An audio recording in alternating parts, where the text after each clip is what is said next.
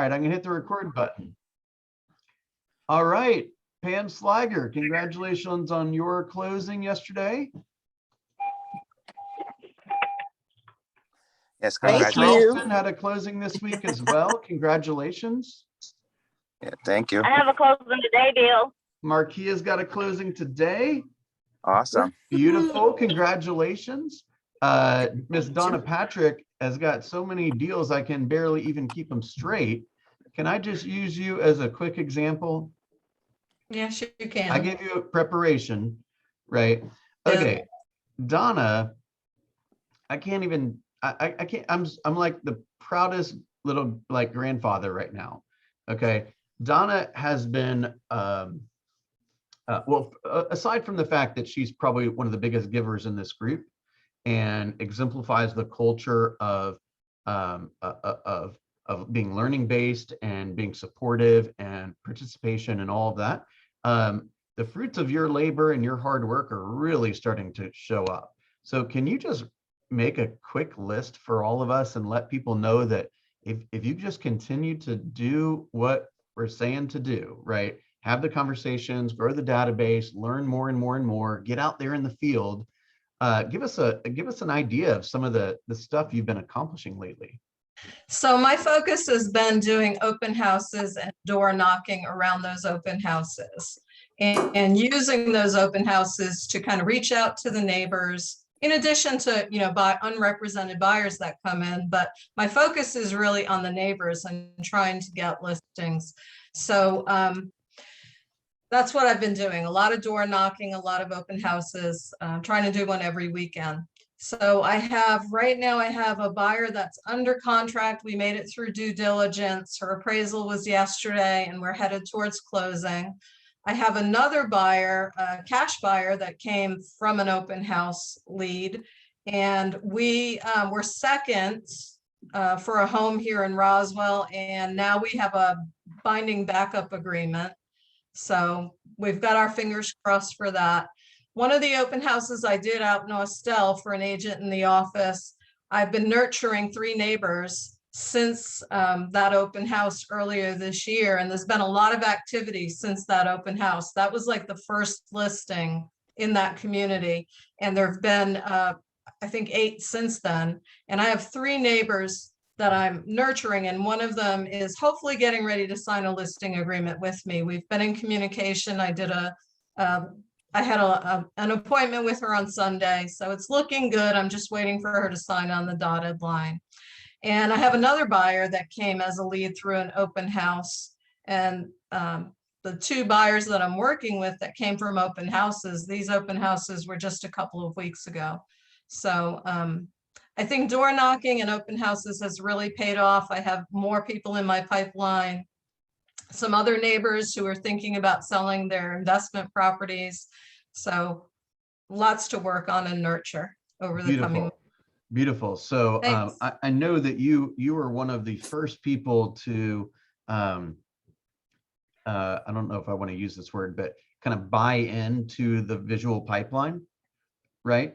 And I think that I've got to assume that that was a small part in you keeping everything organized, especially right now, because you got a lot of stuff brewing. The other thing I want to say is speak to the group about your confidence level now. I mean, don't you feel like a real estate agent now? Don't you feel like a business owner now? I do. I mean, I'm pretty confident about working with buyers. A little nervous about the first listing. I haven't had a listing yet, but I'm going to just go for it and I'll figure it out as I go. But yeah, my confidence is building. The more people I talk to, the more I kind of uncover what I don't know, and then I'm constantly learning. So I feel, a year from now, I'm going to be in great shape, and I'm looking forward to it. There you go. A year from now, you'll be on some panel or teaching some class, if not sooner. I'll be on the ALC, right? I'll predict just like Michelle did. I was about to say the last person that told me that was Michelle Slater, right? And look at her now. All right, congratulations, Donna. You've earned every single piece of that business. Congratulations. Thank you. That's awesome. All right. Anyone else want to share any good news? Anything worth discussing this morning before we move right in? I'm excited that I have um, a preview / listing appointment with a for sale by owner. Um, I've been calling a lot of except for sale by owners and expireds, and it's been exciting. I don't completely feel confident with the scripts yet, but I just keep going until I get better. And so that's why I kind of asked about having a scripts partner Yep. to practice with. But I have like 3 appointments with for sale by owners, and well, 2 for sale by owners and 1 expired. So I just kind of want to see how that goes, and I'm just happy that it's panning out right. Beautiful. And sometimes, as I said yesterday, you can't get abs by reading a book about getting abs. You got to go out there and do it, right? Nobody's going to drop a listing on your lap, Lakira, because you're thinking about calling for sale by owners, right? You just went out there and did it, and now you have appointments, right? Great job. Awesome job. All right, I want to do just a tiny bit of calendar talk for just a moment. So today we're gonna postpone the launch group workshop, the launch group mastermind. Next week I'm going to be out of town for a couple of days, so Candace is going to be running all of the morning huddles. So all morning huddles will be in Candace's Zoom room. Same times, nothing will change. They'll all be recorded. But Candace will be running them, and we're going to be announcing a video contest.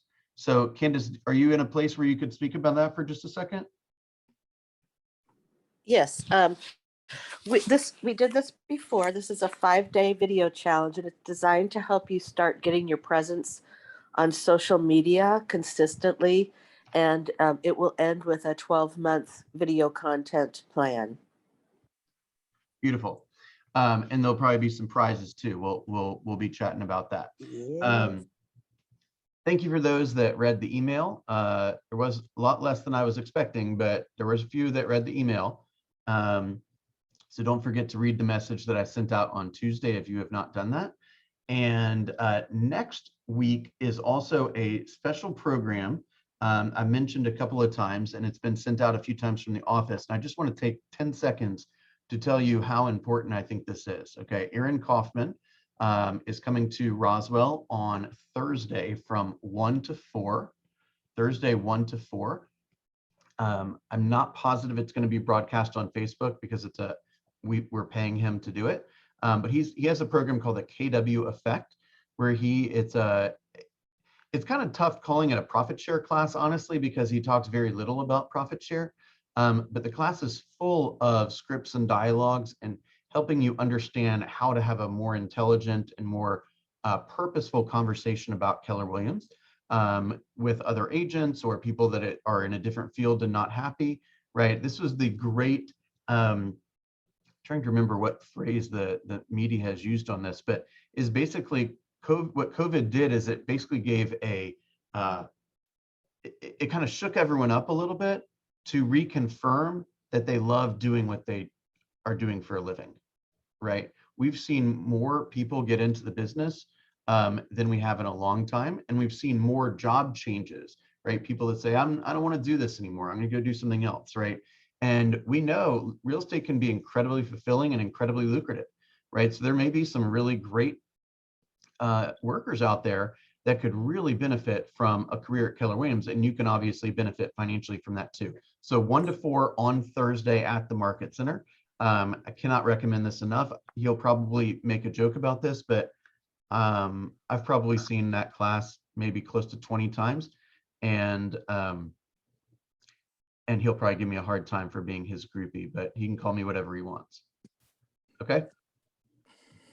Cool. Any questions on that?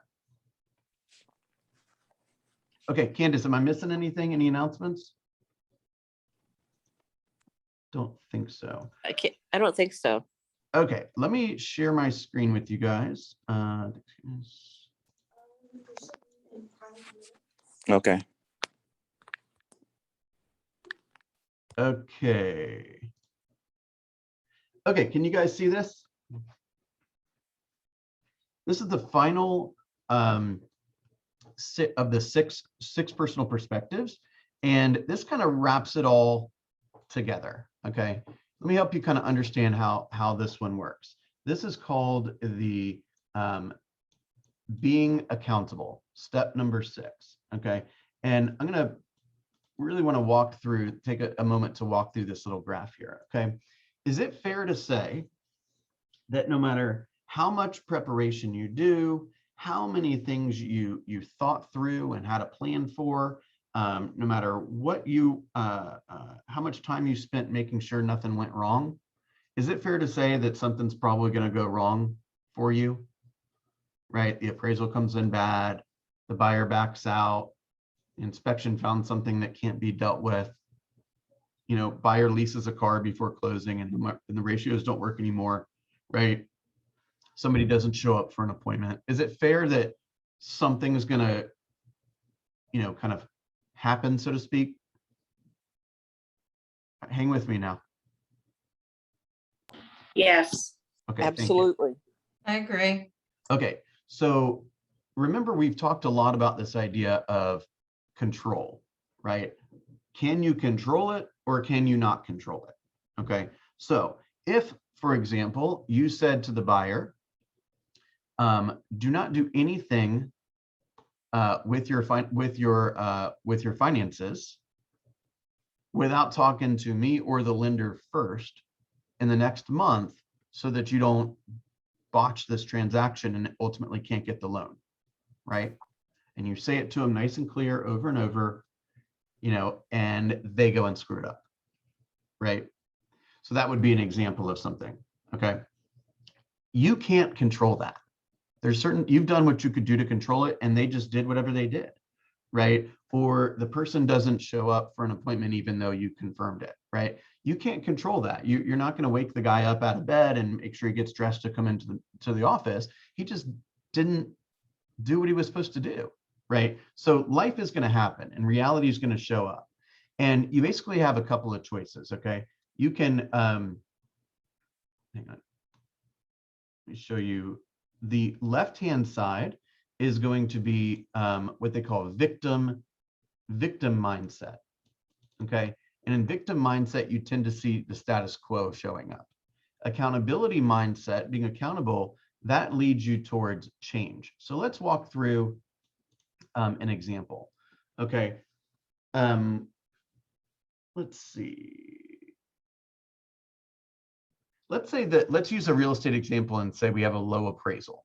Okay, we have a low appraisal. That's the crappy thing that showed up. Okay, so the first thing, a person with a victim mentality would fight reality and say, that's not the way it is. That's not how I see it. That's your perception, right? They're fighting reality. Any of that stuff isn't going to change the fact that you have a low appraisal and now you have to address it, right? The accountable person, it's all about mindset. They say, hey, this is what happened. Okay, this is the way it is. I got it. I'll see what's going on. Right? Let's double check to see if there's any clerical mistakes, if there's any mathematical mistakes, if there was a comp they forgot to put in there. We'll check to see if there's another sale that needs to be identified or a pending that could change things. Right? Let me see what's going on. Right? You immediately look to acknowledge the reality. And then you next say, okay, what are we going to do about this? So we'll see how that works in a second. Okay. The next step is for the victim person is blaming. Gosh, if everyone would just do their job, it's not my fault, it's yours. The market is to blame. The economy is to blame. The president is to blame. The not president is to blame. COVID is to blame, right? I didn't see all this, but I just said them anyway. Why didn't you do something, right? You're looking outside of yourself for somebody else to solve your problem, okay? The alternative is to take a accountable mindset, which is to own it, okay? Talking about energy and focus. If it's to be, then it's up to me. What do I want, right? I've got to do something. This is my responsibility, right? You guys are the leader of not only your client, but also all the other vendors that are affiliated with that transaction, right? You're the spokesperson, basically, You got to keep everyone behaving. Okay. So do you immediately look to blame others for this mishap? Or do you, again, accept reality and own it, and then start to develop your plan on how to move forward? Okay. So the next one is, do you tend to have personal excuses or find solutions? So let's do a little example of that. Deflection. Well, nobody told me. It's not my fault. I did my part. I was never given a chance. It doesn't work here. That's one of the biggest myths of all, by the way. Everything works if you work it, and nothing works if you don't work it. I did what I was supposed to do and it didn't work. I can't think of anything else to do. Or you can find solutions, right? And we have a possibilities kind of frame for our mindset, right? What are my options, right? Let me go back and study the comps. Let me talk to the lender. Let me call the appraiser and see if there was anything that I could have done to prevent it. Let's call the other party to see if they want to help me put together an appeal, whatever it may be, right? How can I get what I want? What else can I do? So do we immediately go more towards the negative side and talk about excuses and start to blame others, or do we look for solutions? Okay. Okay. Next one, resignation. We wait and hope, or we get on with it. Okay. So resignation is, if it was meant to be, it will happen. Let's just wait and see. We've done all we could do. Let's just wait and see. Time will tell. It's out of my hands. The proof is in the pudding. These are all phrases of essentially neglecting responsibility or purposefully ignoring responsibility, right? Oh, well, COVID happened. That's why I didn't sell enough homes. Guys, we had probably 50 agents that had best year of their career last year. People bought and sold the same number of houses just about. In fact, it was actually a tiny bit more because of COVID. Okay, we saw that slide on Chartmasters yesterday. Or you can take action, right? Let's get on with it. Let's go get started. Time's up. Let's go. This is what I will do. I was never given a chance. Okay, let's do it. I'm not sure what that one is. Let's get on with it. Okay, so one is accountable thinking, where the next natural step is for change to occur. And the other is victim thinking, where because you're not taking any action, you're just going to get more of the status quo. So what are your observations from this? Let's start with that. Does anyone, again, let's create a, to refer to these, victim versus victor. Oh, I like that. I like that. So the left-hand side is victim and the right-hand side is victor, right? Being a victor, a winner, is having the strength to hold oneself accountable. Okay, that's exactly right. That's exactly right. So you know what we say on that daily success tracker? We say everything worthwhile is uphill and nothing automatically goes uphill, right? I was on a group call yesterday, and we heard a line. Actually, Candace, maybe you can share your perspective on this. We heard a line that says, "What are you willing to sacrifice to get X?" Right? So for example, if you come into this business and you've just got your natural habits and you're used to doing what you're doing and you have your natural skill and you have your natural lifestyle and all that kind of stuff, if you want to all of a sudden be a six-figure businesswoman, then some things are going to have to change for that to happen, right? You're going to have to allocate your time differently. You might have to have a different mindset. You might have to start to study or go to mixers or, work harder or whatever it may be, or work differently. So something's going to have to change. So what are you willing to sacrifice so that you can achieve what you're aiming to achieve? Candace, can you speak to that? Yeah, and I think I can, and I think so. I have another new coach, and that was one of his principles: is set your priorities on one side, and on the other side, set your time frame. So for instance, for the next 90 days, you're going to hit it hard. What are you going to sacrifice? Are you going to get up an hour earlier? Are you going to not watch TV? Are you going to maybe really dig down and just say, just pretend like just pretend for a week that I'm on a business trip, and I'll talk to you every day, but I can't, I can't spend time or do anything for a limited period of time to make huge gains. And I think a lot of us, if, when they talk about productivity, a lot of times we spend a lot of time checking emails, social media, and the thing about those things is that you do it at first with intent, but then you can get, somehow you're down the bunny hole of just looking at it, and you're not actually lead generating. So I think it's really important to keep an eye on those things and just say, I'm going to limit my time for this lead generation to this. I'm going to really focus on this lead generation, and I'm going to, if I'm dual career, I have to do it at different times than maybe people that are not. So I just think it's important to understand that sometimes people, what is the saying? What will you not do now in order to have what nobody else does? Right. What are you willing to do now? Yeah, I mean, you could say it a bunch of different ways. Yeah. Right. The theme is basically, what are you willing to sacrifice so that you can achieve the thing that you want to achieve? So maybe another approach to this page is, let's say you're behind on your annual goals, right? Your goal was to have 10 closings and you've only had 2 so far this year, or your goal was to have 40 appointments and you've only had 12 this year, something like that. So you could say, oh, well, the kids were off for the summer and, it was raining a lot and I had some family things and all these kind of things. I'm not minimizing or mocking any of that.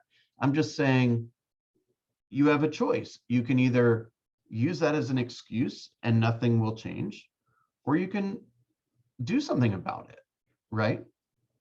Like we had this talk briefly yesterday when we were talking about like somebody that's new to town. So if you're a real estate agent and you're new to town and you don't have a big database, well, that's an issue, right? We're a database driven business. So you can either continue to say that to yourself over and over again. Well, I'm from this place and I don't know that many people. Okay, well, is that creating business for you or is it not creating business for you? I'm going to go out on a limb and say it's not creating business. So as your productivity coach, I would say, quit doing that. Right? In the book that I'm reading, which is where they went and interviewed 24 agents and said, you've moved to a new town, you have no contacts, you're starting over. What do you do for the first 30 days to get 3 clients? And every single one of them, after about the first or third day, every single day it says, get out, meet people, get out, meet people, get out, meet people, every single one of them. That's right. And the ways they, Have you ever had a client, Pam, or a closing without having first had an appointment? That would be no. And have you ever had an appointment without first having a conversation with them? No. Good answers. That's the right answer. Got to have conversations. You're in the people business. Candace, what book is that you're reading? it's 3 clients, 30, what is it called? Hang on 1 second.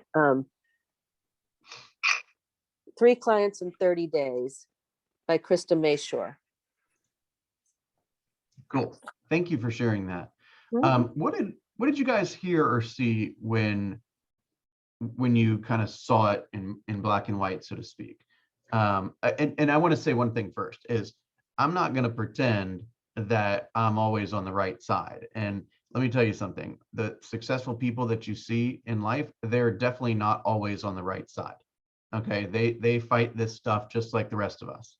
So don't be afraid to admit that every once in a while you see yourself on the left side. I do as well. So what did you guys hear? Don't be afraid to let us help you through these challenges together.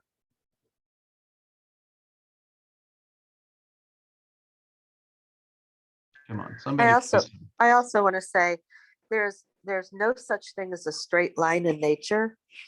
So we go through ups and downs. So as human beings, and we go through ups and downs in our business, and we're just all here to help each other. So just if you're thinking that every single day is going to be better than the day before, it's an expectation that might set you up for some disappointment. I mean, I definitely think the tasks will move you forward, but it's definitely never a straight line because there's just no such thing as that. Yep. Any other thoughts? Come on, this is an important slide here. Is there anyone marinating on some of these things? Who wants to be courageous enough to express your thoughts here?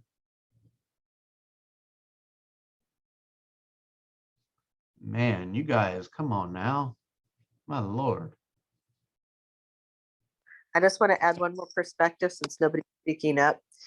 When we think about sacrifice and what we're going to give up, that can sometimes put us in victim mentality of, oh, well, I can't watch TV tonight with you guys because I have to work, or, oh, I can't go to the beach this weekend because, oh, well, I've got to do something that puts my business forward. But I challenge us all, and myself as well, to think of those sacrifices as a temporary gift.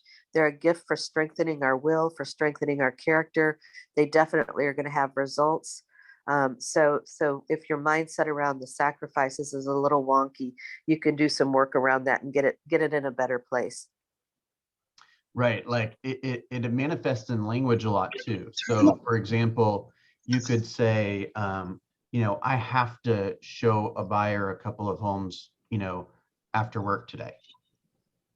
Or you could use a different phrase, which is, I get to show a buyer a couple of homes after work today. I have the opportunity to help a family try to find their dream home. And that opportunity includes me having to look at a couple of properties with them, or getting the opportunity to look at a couple of properties with them. See, I'm even using the wrong language sometimes, right? So how do you phrase the task that you get to? Hey, I'm going to find that one person that needs my help today, rather than my productivity coach is making me put on a headset, make 20 calls today. Come on, you guys have chosen this business to to afford a quality of life, a life by design. So you may as well have some fun doing it. Charleston, you wanted to add something? Yeah, I was going to say that to the point of being on the left or the right side, I remember before I went on vacation a few weeks back, I said to you that I'm going to be on that right side. And then when I got on vacation, I was on the left side the entire time. So I really let the... What do you mean by that exactly? Go ahead. When you went, I want to dig into that for a second. When you said you went on vacation, you So all of I a sudden said- went on the left side. What's that mean? So when I was planning to go on vacation, I had my one-on-one with you, and I said, okay, I need to do this, this, and this to make sure I don't slip behind the 8 ball or slip behind for the month, right? Yep. And then when I got on vacation, I never did any of it. So I was kind of like on that, I'm going to just go ahead and drink at the pool. I'm going to go do tours. I'm going to go, my daughter's leaving the car right now. Bye, Haley. She's got soccer practice. But so basically I, missed out on my goal for the month because, it wasn't like, and to the point where you said stuff happens, it did. And so I didn't really do what I wanted to do or what I planned to do when I had that meeting with you. So my question to you is, like, you might plan to be on that right side where you want to do something to make the opportunity, but then I always find a way to make excuses, so to speak. Okay, so you got a lot there. I want to unpack some of that stuff. There's some really important concepts in what you just said. Okay, the first is, this may sound a little controversial here, but I believe we should earn vacations, right? So vacations should be true vacations, okay? Yet if you're not, and I'm not suggesting this, Charleston, at all, but if you're not working that much, what do you need a when for? What do you need a vacation from, right? So when you're going on vacation, you should have a true vacation. But if you're going on vacation, it's obviously something that was planned. And so if you intend to hit your goals that week or that month, you should deal with the extra work so that you can earn a peaceful vacation where you don't focus on work. Does that make True, sense? true. Yep. It's just like Thanksgiving. Guys, Thanksgiving's coming this year. Christmas is coming this year, right? Realtors are famous for basically, calling it a year on, middle of November. So if you want to do that and say, man, I hit my goals, I can take 6 weeks off. Awesome. Let's hit it hard now. But don't come, end of November and say, oh, it's Thanksgiving. Oh, Christmas popped up. I got to do my shopping. So I'm not going to hit any of my goals at the end of the year. You guys know it's coming, right? So you have a chance right now to be purposeful about working when it's time to work and not working when it's not time to work. Okay, now I do want to point out something, Charleston, which no one has said yet, which is you got your dog in the car, you're taking your daughter to soccer practice, yet you made a choice to be on this call. Right. You could have easily not been on the call. You could have easily not turned on your video because you could have said, oh, I'm driving, I got the dogs licking the screen. I saw that a second ago, right? Yes. And you could have made an excuse and said, today's not the day I'm going to come in. Yet you came in anyway, and you heard something that you needed to hear so that your brain starts moving. And now you can maybe approach your business in a different way. I'll follow all that. Yeah, that's a good point. Okay, so I want to commend you for that, right? You had a choice this morning and you chose to honor your commitment to coaching and your commitment to your business, and that should be applauded, right? Now, the next thing to think about is, how am I going to approach the next obstacle that pops into my life, right? And the one after that, and the one after that, right? Am I going to immediately say to myself, oh, it's raining outside and I had an open house scheduled, so I guess I'll just go home and watch TV?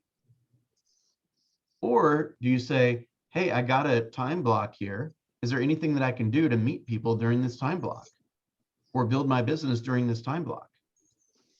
Right? Mhm.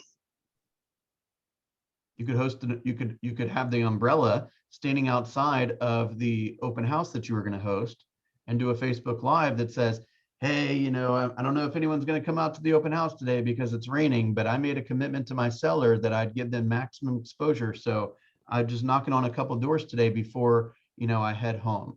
Does anyone have any real estate questions today that I could answer for you?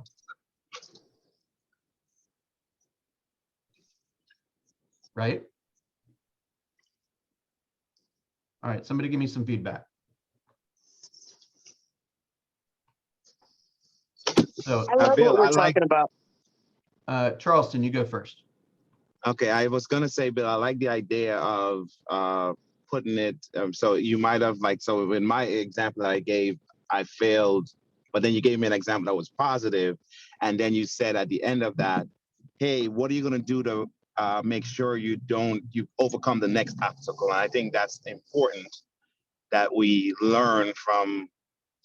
A better word, I guess I'm gonna use mistakes, or maybe that something that you learned today is you can improve on your business by maybe thinking about the next obstacle or something else that's going to come up in your life that might 100%. impact your ability to perform. That you said it perfectly. Great job. Who was that was trying to speak at the same time? Was that Ebony? Yes. So one of my takeaways are, and I think as realtors, we've all been here when it's that, vacation that we want to take. And it seems the moment that we take the vacation is when all of our clients want to call us, and that vacation literally turns into a work vacation. But I remember you saying before, it's just like, if you get ahead of it, and who takes over your business in your absence? If you go ahead and plan accordingly and do what you need to do on the front end, the back end will be completely easy breezy, to whereas you can have that earned vacation and you're not missing a beat. You come back, you're feeling refreshed because you put everything in motion for you to get what you want, but you have to do the front end first, or you are going to be working during a vacation. Yeah, there's also a lot of stuff you just said, which is preparations, which I obviously can't overstate, right? And you didn't quite say it, but this idea of I planned a vacation and then, oh my gosh, I got all these buyers that want my attention. What kind of attitude is that? You've been praying for those buyers for years, right? Why don't you be grateful for it? Oh my gosh, I planned a vacation. Wouldn't you know, 3 buyers that I've been working with for 6 months are finally ready to take action. What a cool opportunity, right? It's all in your mindset. And by the way, you guys probably remember from even in the fall of last year, we talked about the very first thing on the fourth quarter GPS, what we called the fourth quarter GPS last year, was who is going to watch my business when I'm away? I've been preaching that for 10 years. Who's going to watch my business while I'm away? Because you have a choice at that moment. If 3 buyers show up, you have a choice. You can either have a working vacation, and then you get back from your vacation, you feel like you were never away. Or you can say, hey, this is an opportunity for me to build a relationship with another agent who maybe can help me with some of this opportunity, so that maybe I can help her when she decides to go on vacation, right? Pam and I have done that for years, right? And I would have a little running email that said, here's what you need to tend to. Here's what you can expect from this client. Here's where we are with this client. Here's where we are with this client. She knew all the codes. She knew how to do everything. You see what I'm saying? So then I could be away, right? That's why we have each other. Because hell, if we're going to take a vacation, we might as well take one. Okay, anyone else want to share something? Yeah, I will just share that I think you mentioned before, Bill, that you can rephrase things. It's so much of this goes back to language and the way we think of things. The way our language and the words we use inside our heads, when the voice that talks to us. We have to become more aware of that, and to notice when that voice is not being helpful, and to change, to basically pause, notice it, and you can. It's almost just like labeling it, like, oh, that's not really very helpful for me to be talking to myself that way. I'm going to reframe this, and I'm going to think of how I can become a little bit more positive and productive in my thoughts, and how that, affects my actions and my productivity. So yeah, you that's said something that I go ahead. Sorry. No, go. I was going to say, basically what you just said is very similar to what Candace said yesterday morning, which is be nice to yourself, right? You're going to be hearing your own voice in your head for the rest of your life. You can either tell yourself that you are, small and don't deserve stuff, or shouldn't be given opportunity, or whatever kind of stuff you're letting into your life, into your mind. Or you can say, hey, of all the 40,000 realtors in town, this particular family chose me. Gosh, what an honor. You see what I'm saying? Yeah. And also another thing I wanted to share was, I don't know how many of you know Simon Sinek, but he's got a lot of great stuff that he shares.